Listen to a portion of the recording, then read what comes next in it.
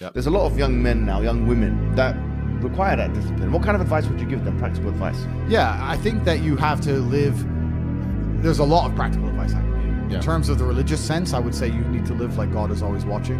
You may have the opportunity to do something bad, or you may have the opportunity to steal some money or snake somebody, but in the end, you're going to pay for that, and the bill will be paid. I think if you do the right thing, in my experience, if you're a person who does the right thing, firm handshake, is on time, doesn't lie to anybody, does what he's supposed to do, is honest with a good heart, is genuinely polite to everyone he meets. If you are that person, you get very far in life. I've yet to meet people who just do all the simple things right, who completely fail at life. But I've met a lot of people who snake or steal some money and they get really rich, then they lose it all, or they get rich and end up a gambling addict or depressed or etc. If you want a good society, so then you have to argue and sit and say, do these people want a happy, functioning society, or do they want something else? I have to live the exact same life regardless of how I feel. So for me, happiness is not a good indicator on how life should be lived. You shouldn't wake up and say, how happy am I today? How does that affect how I act? That's not how I operate. I wake up and say, what must be done? What will allow me to be proud of myself? What will allow me to achieve? And those things will be done regardless of how I feel. And that's how the most successful people on earth all operate. The most successful people on earth don't only do things because they feel happy about doing them. The whole world doesn't give a fuck if men are happy or not. Nobody cares about men being happy. We talk about women being happy. We want children to be happy. If you look at a full-grown man on Christmas morning, he's smiling because his wife is smiling. He's smiling because his children are smiling. Nobody even buys him anything. What do they buy the dad? Socks? Nobody cares about men being happy. So why do you as a man care about you being happy? That's how you're going to fall into these traps. I'm a very content person. I live a fantastic life. I'm not miserable or depressed. I'm not sad ever. But I don't wake up and go, I want to be happy today. No, sir. I wake up and say, okay, things must be done. And those things will be completed regardless of how I feel. Regardless of how I feel. You can lock me in a dungeon for an unknown amount of time in Romania, and I will still complete as many push-ups as I can possibly do. In the dark by myself. What else am I going to do? Sit there and be sad? Happy or sad? The push-ups must be done. It's called duty, it's called honor, it's called pride. If you had these things, you would never do dumb shit in the first place. So you have to just understand that God is always watching. He's going to reward you in the end. That's the first thing. And the second thing I will say is that you are the sum of the 5 people you spend the most time with, and you need to curate your reality. I think the biggest problem with young people today is that they don't curate their realities heavily enough. The people that they want to spend most time with aren't adding any value to their lives, and then they end up wondering why they don't get it. I stand in the mirror with a pure heart. I know I am the best version of me that could possibly ever exist. I know that God is proud of me. There's nothing that God hates more than sloth and laziness. If God were to create a man and that man were to sit around and do fuck all, God will frown upon you. It's why you're never lucky. If you're listening to this and you think I'm never lucky, I'll tell you why, because God dislikes you because you're fucking lazy. Start to work. Start to show God the beauty of his own creations. You'd be amazed how lucky you become. Wow. God is unhappy with these people.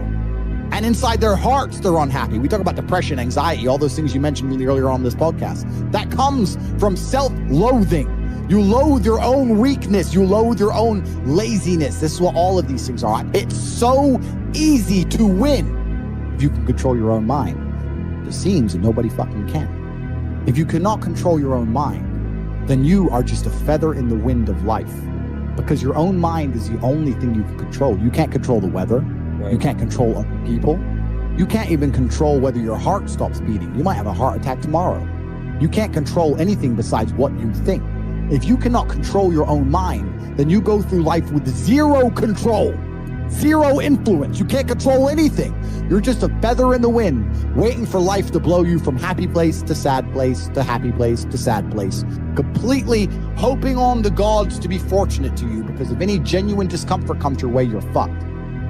It is trained like everything else in life. It is trained. So if you find yourself not appreciating what you have until it's gone, then you must blink and cure your brain. If you find yourself unable to focus or concentrate on tasks, you must blink and cure your brain. If you find yourself unable to go and dedicate yourself to something you don't want to do, you must blink and cure your brain. In the world we live in today, it's hyper-competitive. And if you want to be the kind of man that has the choice of women to choose a good one, you need to be an excellent man. It's no longer acceptable for you to just be an average Joe or below average. You have to get up and you have to work hard, and you have to be smart and interesting, and you have to be charismatic, and make some money and be in good shape, and you have to try very hard. And genuine masculinity is not out here to hurt people. It's absolutely the opposite. It's out here to protect. And when bad things happen, they call traditionally masculine men. If you need a firefighter, you need a masculine man. When you call the police because of the problem you had, you want masculine men. And as soon as a woman or a man is in trouble, when you look for backup, you look for masculine men. And masculine men have a duty to provide and protect those they care about. We have a duty to do things we don't feel like doing because we know we're supposed to do them. And that's why we stayed in the Titanic and died. Those were masculine men. Life as a man is exceptionally difficult.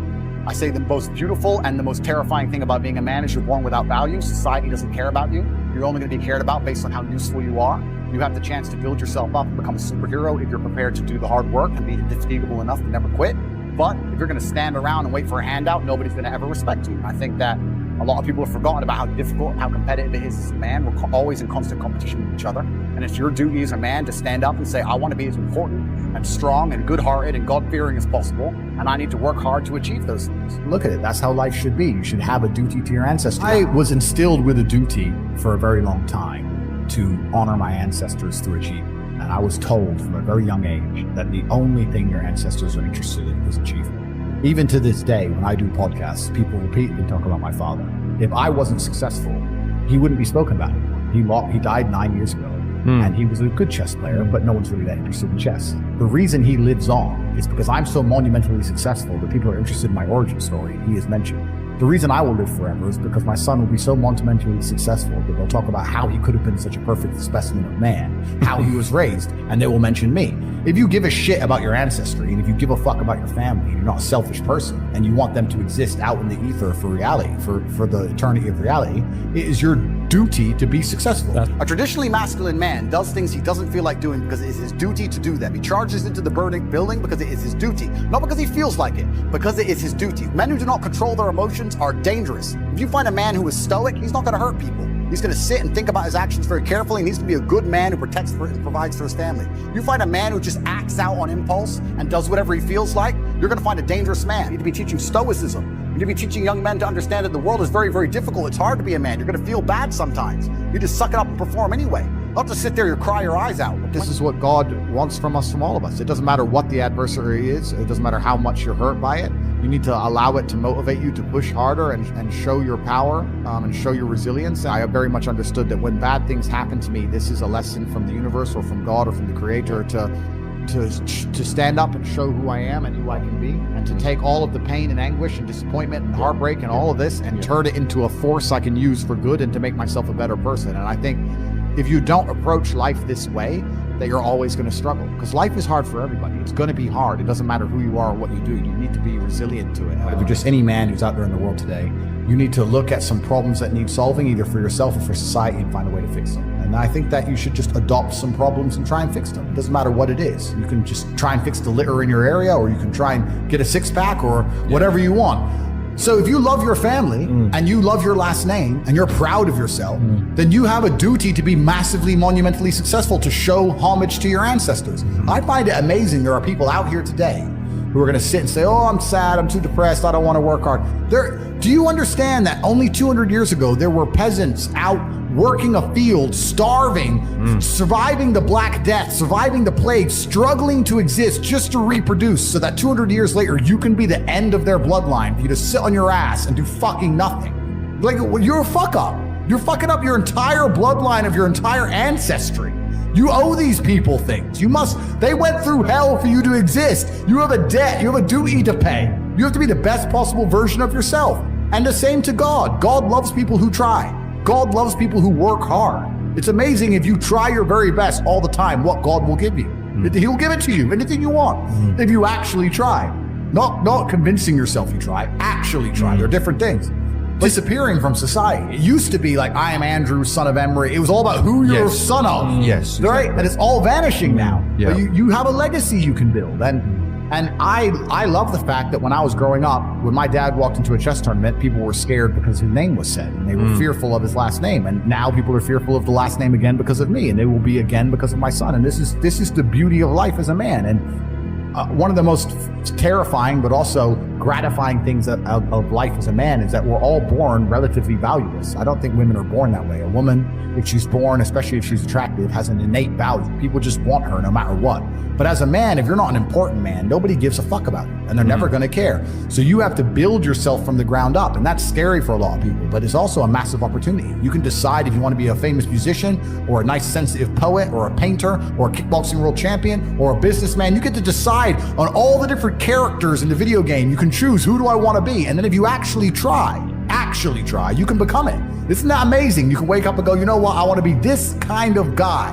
I knew who I wanted to be. I wanted to be the dude pulling up in the Lambo, 3 a.m, gets out. Everyone's like, who is this big, strong, rich dude? I wanted to be that man, so I became it.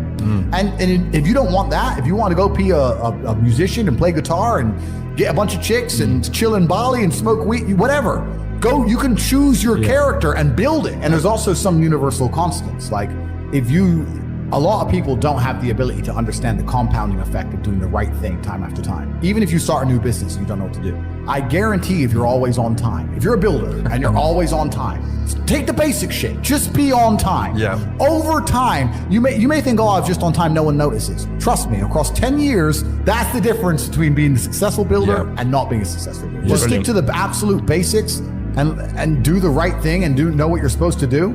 And this is why I have so little sympathy for people who go, oh, I'm trying to make it and I can't, because I think they're lying to me and they're lying to themselves. I got a lot of emails, a lot of messages, a lot of people like, bro, I'm trying my best. And my answer is simply, no, you're not. I really don't think they're trying their best. Maybe I come across and I seem non-sympathetic, but I'm from a council estate in Luton. I'm now a billionaire. And it's because I actually tried my best. A lazy person thinks he's working too hard, and a successful person thinks he isn't working hard enough. And we're doing 20 times the work they are. And we're like, oh, I could have done more, could have done this. Oh, I missed that today, can't miss that again. Oh, I should have taken that call. I should have flown there. I should have. We have guilt about it. They don't give a solitary fuck. And even if you pointed it out to them, they'd sit there and go, oh yeah, and they'd make some excuse for it.